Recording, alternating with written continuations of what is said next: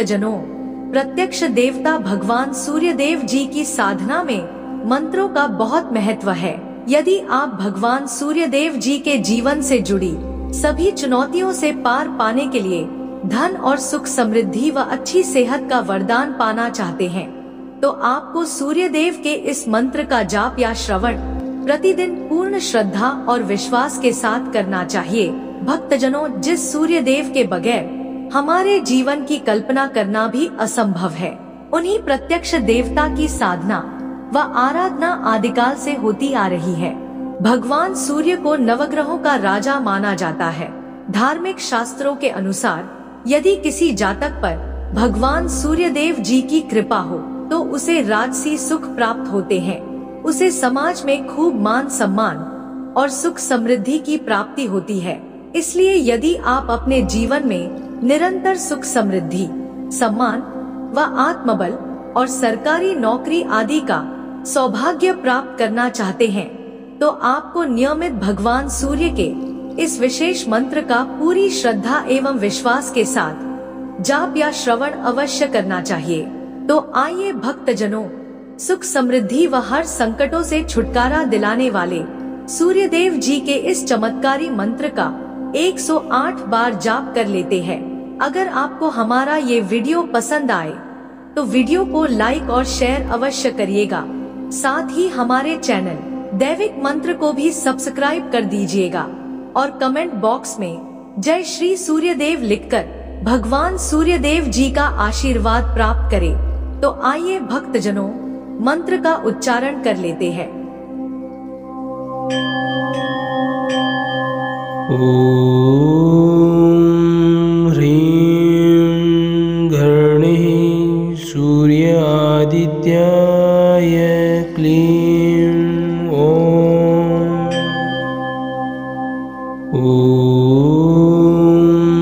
ह्रीं घर्णिः सूर्य आदित्याय क्लीं ओम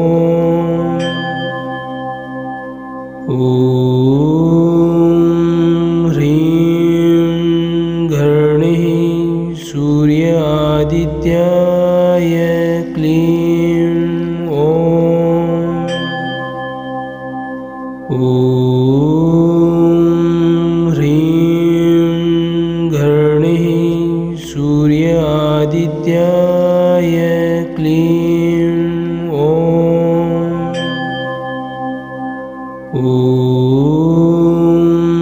ह्रीं घर्णिः सूर्य आदित्याय क्लीं ओम ह्रीं घर्णिः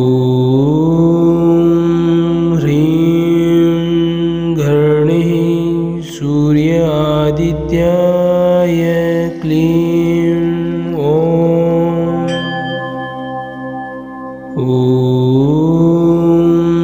ह्रीं घर्णिः सूर्य आदित्याय क्लीं ओम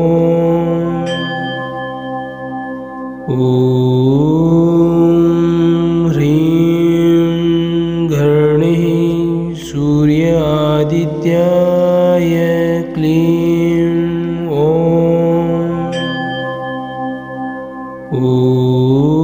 ओम ह्रीं घर्णिः सूर्य आदित्याय क्लीं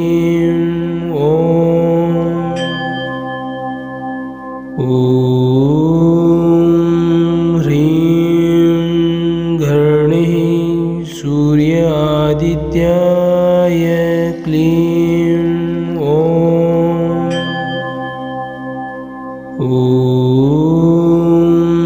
ह्रीं घर्णिः सूर्य आदित्याय क्लीं ओम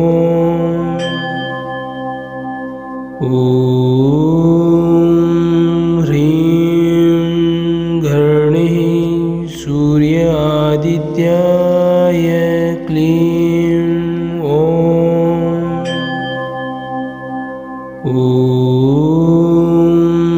ह्रीं घर्णिः सूर्य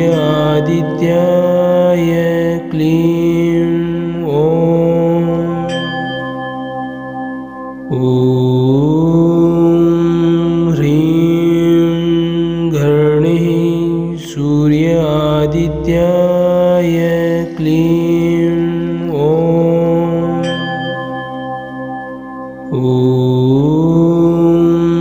ह्रीं घर्णिः सूर्य आदित्याय क्लीं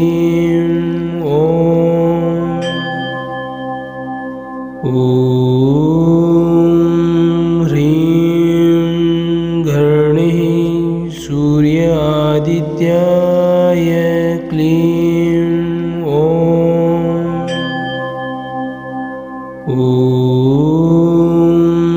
ह्रीं घर्णिः सूर्य आदित्याय क्लीं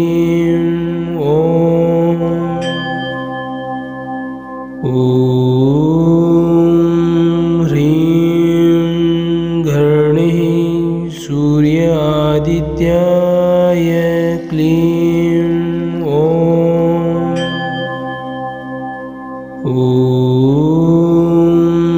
ह्रीं घर्णिः सूर्य आदित्याय क्लीं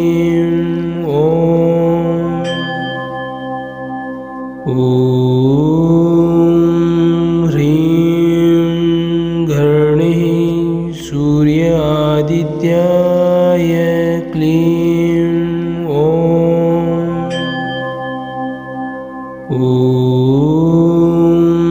ह्रीं घर्णिः सूर्य आदित्याय क्लीं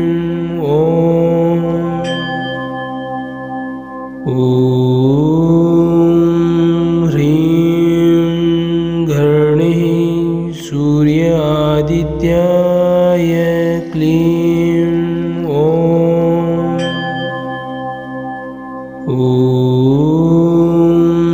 ह्रीं घर्णिः सूर्य आदित्याय क्लीं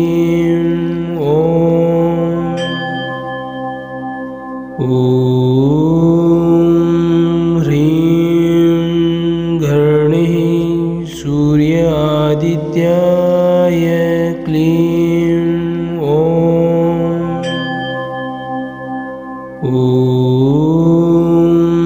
ह्रीं घर्णिः सूर्य आदित्याय क्लीं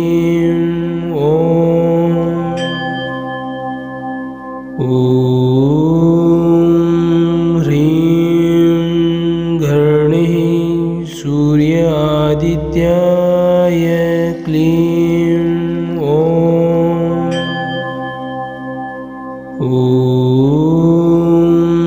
ह्रीं घर्णिः सूर्य आदित्याय क्लीं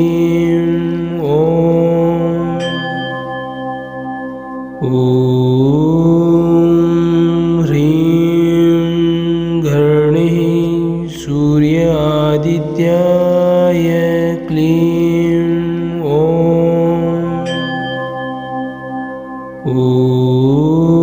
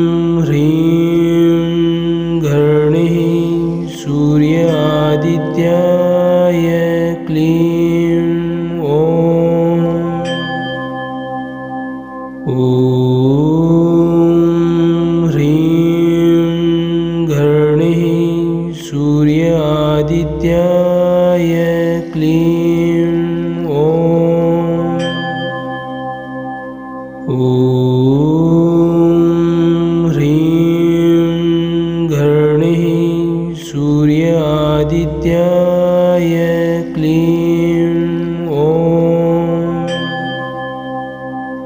ॐ ह्रीं घर्णिः सूर्य आदित्याय क्लीं ॐ। ॐ ह्रीं घर्णिः सूर्य आदित्याय क्लीं ॐ। ॐ ह्रीं घर्णिः सूर्य आदित्याय क्लीं ॐ। ॐ ह्रीं घर्णिः सूर्य आदित्याय क्लीं ॐ। ॐ ह्रीं घर्णिः सूर्य आदित्याय क्लीं ॐ। ॐ ह्रीं घर्णिः सूर्य आदित्याय क्लीं ॐ। ॐ ह्रीं घर्णिः सूर्य आदित्याय क्लीं ॐ। ॐ ह्रीं घर्णिः सूर्य आदित्याय क्लीं ॐ। ॐ ह्रीं घर्णिः सूर्य आदित्याय क्लीं ॐ। ॐ ह्रीं घर्णिः सूर्य आदित्याय क्लीं